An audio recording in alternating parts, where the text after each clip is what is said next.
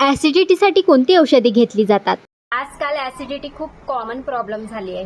पोटात जळजळ, आंबट ढेकर, छातीत जळजळ हे सिम्पटम्स दिसले की आपण लगेच मेडिसिन घेतो. नमस्कार मित्रांनो, मी फार्मागर्ल कोमल आज आपल्यासाठी एक नवा व्हिडिओ घेऊन आली आहे. तर चला बघूया.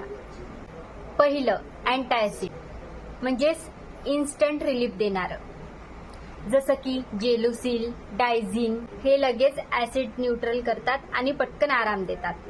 दुसरं H2 ब्लॉकर्स म्हणजेच मॉडरेट ऍसिडिटीसाठी वापरली जाणारी औषधी, जसं की रॅनिटिडिन जी कमी वापरली जातात. हे ऍसिड तयार होणं कमी करतात.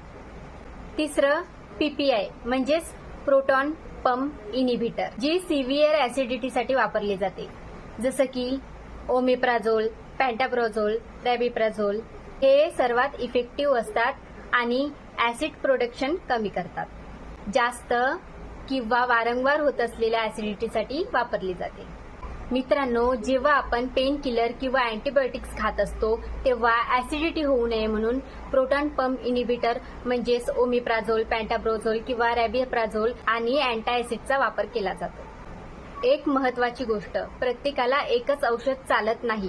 पेशंटच्या सिम्पटम्स आणि कंडिशननुसार मेडिसिन ठरतात, म्हणून कधीही डॉक्टर किंवा फार्मासिस्टच्या सल्ल्यानेच औषधी घ्या. तर मित्रांनो, माझी मेडिसिन इन्फॉर्मेशन आवडली असेल तर माझ्या पेजला फॉलो करा, लाईक करा, शेअर करा. धन्यवाद.